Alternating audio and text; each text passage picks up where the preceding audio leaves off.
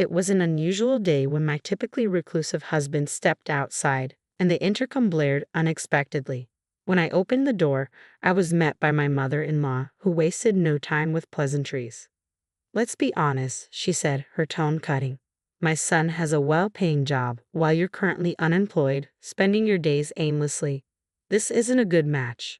From now on, I've decided to live here with him, so I'm asking you to leave." Her harsh words hung in the air, leaving me speechless. "I'm sorry, I was busy working and didn't hear the doorbell," I replied, trying to maintain my composure. "You're lying to me again," she shot back, her voice dripping with disdain. "I know all about your so-called work, your failure to manage the household, and how you waste your days doing nothing. Whether you believe it or not doesn't change the facts," I countered, my anger rising. With a smirk, she waved a document in front of me. "Do you know what this is?" she asked, her eyes gleaming with triumph. "What is it?" I inquired, a knot tightening in my stomach. "These are divorce papers, already filled out by my son. He doesn't want to be with you anymore." "Now sign here and leave," she demanded, her gaze unwavering. I felt my heart race as I stared at the papers, my hands trembling around the pen. It was a stark contrast to the unwarranted joy on my mother-in-law's face, blissfully unaware of the turmoil I was experiencing. "My name is Samantha, and I'm a freelance writer and editor who works from home. A few years ago, I was employed at a publishing company where I gained invaluable experience that helped me build a steady income. I had been diligent, saving a considerable amount of money, which allowed me to live comfortably, even in the unpredictable world of freelancing. I met my husband, Kevin, while working at the publishing company. At that time, I was a fledgling editor, and he was an aspiring writer. We both made our share of mistakes and faced numerous challenges, but like me, Kevin never gave up. His perseverance and commitment to his craft not only inspired me but also drew us closer together. After several years of dating, we got married, and I transitioned from my corporate job to freelancing. The early days of our marriage were filled with hope, although I wasn't yet fully established as a freelancer, and Kevin was still chasing his dream. We supported each other immensely, sharing household chores and splitting living expenses evenly. A couple of years into our marriage, my freelance business began to stabilize. It was around this time that Kevin started portraying himself as a successful writer to his parents. The reality, however, was far different. Despite his relentless efforts, he faced repeated rejections from publishers. No matter how many applications he submitted, success seemed just out of reach. He often made it only to the second round of selections for writing opportunities. I knew he wanted to reassure his parents, understanding how worried they would be if they realized the extent of his struggles to achieve his dream. Out of respect for Kevin's feelings, I remained silent and went along with the story he told at my in-laws' house. At first, all I had to do was smile and nod. But as time went on and Kevin continued to present himself as a successful author, I started to feel increasingly uneasy during our visits. Not only did his parents fully believe in his tales of triumph, but they also began to view me as a non-contributing, stay-at-home spouse. In their eyes, I was a useless wife, entirely dependent on my supposedly successful husband. The concept of working from home as a freelancer was likely difficult for them to grasp, especially since they were unfamiliar with this style of work. While I tried not to blame them for their lack of understanding, their attitude towards me worsened over time. Whenever I visited my in-laws, they confronted me with accusations, questioning how a wife who neither worked outside the home nor did household chores could face her husband's family. I had explained countless times that I was a freelancer, which meant I worked from home. The division of household chores was something Kevin and I had agreed upon when we married. "I don't see how you can criticize me when you don't even understand my job," I would argue. They insisted that I didn't have a real job, that I didn't earn much, and that Kevin was the one supporting me financially. In truth, I earned a decent income and contributed equally to our expenses. The retorts continued, with them asserting that if I didn't start showing more appreciation for Kevin and acting more grateful, I shouldn't be surprised if he decided to leave me one day. Despite their harsh words, I knew the truth about our financial and emotional partnership, and I remained steadfast in my commitment to our shared life, even under the weight of their misunderstandings. The conversation always circled back to the same theme. If Kevin leaves you, you won't be able to support yourself. I nearly sighed out loud at these words but restrained myself. I want to clarify that I was actually the one covering most of our living expenses and handling the majority of the household chores. Contrary to their beliefs, it was Kevin who was unemployed and contributing little at home. Yet I held back those words. Initially, I only faced snide remarks when Kevin wasn't around. However, the situation escalated recently during a dinner at my in-laws' house. Kevin and I arrived together, but they had prepared a meal only for him, neglecting to set a place for me at the table. This exclusion had become routine, and it felt as if they were spreading unfavorable opinions about me to our relatives during family gatherings, which happened only a few times a year. They would whisper and gossip about me behind my back. While I wasn't saddened by my in-laws' attitude, I grew increasingly frustrated with Kevin for merely sitting back, observing silently, and not intervening. To complicate matters further, my in-laws, under the false impression that Kevin was a successful writer, continuously urged him to buy things for them. Eager to maintain a good impression, Kevin acquiesced to their requests.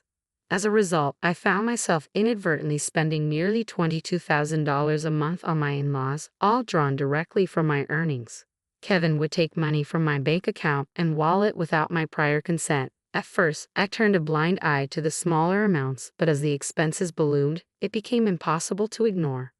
One day, I confronted Kevin. "Please don't spend my money without asking me first." His response was a look of annoyance, as if my requests were unreasonable. This reaction deepened my concern about our financial boundaries and his respect for my contributions to our shared life. "You work from home, so you have an easy job, right? It's like you're just playing around and making money," Kevin accused mockingly. "Since it's so easy for you to earn money by playing around, why not spend a bit on my mom? Don't be stingy." "Kevin, do you really see my job that way?" I asked, shocked. "Yes, I think it's an easy job because you get paid to stay at home every day," he replied nonchalantly. I couldn't believe he thought so little of my work. As he walked away, laughing loudly, I realized I had reached my breaking point. I could no longer endure this treatment. It was then that I decided I would divorce him. I had always believed Kevin was my ally, no matter what my in-laws said, encouraging me to give my best. But now, even he was ridiculing me. I was painfully aware that while Kevin spent hours in his room, he wasn't working on his manuscript. Instead, he was playing computer games. When we first met, he was serious about his writing, always eager to craft something compelling. The dedicated Kevin I had loved seemed to have vanished. Resolved, I began secretly searching for a one-bedroom apartment, determined to find a new home for myself. I quietly organized my personal belongings, preparing for the moment I would leave. After a while, I found a promising apartment and had already visited it to ensure it was what I needed. One day, while Kevin was out, my mother-in-law arrived at our house. She rang the intercom with an eagerness that felt intrusive. As soon as I opened the door, she strode in and made herself comfortable on the sofa in the living room, as if it were her own home. "Samantha, you need to get the hell out of this house," she demanded bluntly. "What are you talking about?" I asked, confused by the sudden accusation. "I've been telling you for a long time that you're unemployed and don't contribute to the household chores. You're nothing but a useless wife," my mother-in-law asserted sharply. "There's no way Kevin, a successful writer, is compatible with someone like you." I tried to interject, but she cut me off. "If you leave this house, I'll move in. That way, I can cook for Kevin every day without having to look after that woman, Kevin's grandmother. She's incredibly picky about how food is seasoned and complains about dust when I clean. I can't live with her anymore, so I've decided to stay here with Kevin and send her to a nursing home." "How do you plan to pay for a nursing home?" I questioned, trying to keep my composure. "I'll just have Kevin handle it. He's making plenty of money, so it shouldn't be too hard for him," she replied casually. "But you're in the way, so will you please just get out?" With that, she thrust a set of divorce papers in front of me. "Why do you have those?" I demanded, stunned. "I made him fill them out a while ago. I told him to divorce you as soon as possible," she said, a smug, unpleasant smile spreading across her face. I examined the divorce papers, and to my surprise, they were indeed written in Kevin's handwriting. Strangely, this revelation brought me a sense of relief. I had been ready to move out but was uncertain about how the divorce would unfold. I had expected Kevin to be reluctant to end our marriage, to cling to the love we once shared, and to resist signing the papers. I had braced myself for a long discussion and possibly a contentious battle with him. Now, it seemed things might proceed more swiftly and smoothly than I had anticipated. Finding the divorce papers already filled out felt surprisingly fortunate. Without hesitation, I accepted them and signed quickly. My mother-in-law appeared taken aback but quickly regained her composure. Now get out of here and leave the furniture behind. Everything was purchased with Kevin's money, so I don't think you should take anything with you, she said, laughing loudly as she spoke. I wasted no time gathering my belongings and moved into the new apartment I had already lined up. On my way there, I stopped by the municipal office to officially file the divorce papers. Just like that, I began a new chapter of my life, living on my own without any issues. Living alone, I was struck by the tranquility. There was no one to interrupt my work or ridicule me. Surprisingly, I found that my work was progressing better than usual. Just 5 days into my new life, I received a call from Kevin while I was working from home. As soon as I answered, Kevin pleaded in the most pathetic voice I had ever heard. "Please come home." "What's wrong now?" I asked. "I'm sorry. I apologize, so please come back home," he implored. "I'm not coming home. We're already divorced," I replied firmly. "I never agreed to a divorce. That's not valid," he protested. "But those divorce papers were definitely in your handwriting," I countered. "That was just a little threat I was trying to make to you. I had no intention of actually getting a divorce," he explained. "That doesn't change the fact that you wrote them. A divorce is a divorce," I stated unequivocally. "You don't need a wife who, as you say, plays around every day, works an easy job, and doesn't do any of the house chores. Right now, you get to live with a family you love so much. You can't complain. What's the problem?" "I'm sorry," was all he could say. Kevin then explained his predicament. "My family thinks I'm a writer," he said, his voice filled with desperation. "They quit their jobs and moved here, expecting to live off me. Now they want me to pay for grandma's surgery, and I just don't have that kind of money." "I see," I replied, finally understanding why he was so eager for me to return. "So that's why you want me back?" "Yes, now that they've found out I've been lying to them, my parents are furious with me. They're pressuring me to bring you back immediately. You have to understand how difficult this is for me. Please come back. Let's live together again." "Do you really think I'm going to say yes after everything?" "We're divorced, Kevin. You need to handle your real problems," I responded. "Don't be like that, Samantha," he pleaded. No matter how many times I reiterated that we were divorced and that he was now a stranger to me, Kevin wouldn't accept the separation. He grasped at any possibility of reconciliation. Finally, in frustration, he said, "Fine, I'll divorce you if you insist, but you know what? If you divorce me, you should be responsible for my parents' care and alimony, which you were supposed to help with while we were married." "What are you talking about? If you hadn't divorced me, my parents would have ended up in a care facility, and we would have had to pay for it. You should be the one to pay since you pushed for the divorce. They found out I lied about being a successful writer. My parents are angry and emotionally hurt. All of this turmoil is because of your selfish decision to divorce." "I can't pay alimony," he added. "No, I will pay that," I stated firmly, knowing his troubles were of his own making and not my responsibility to fix.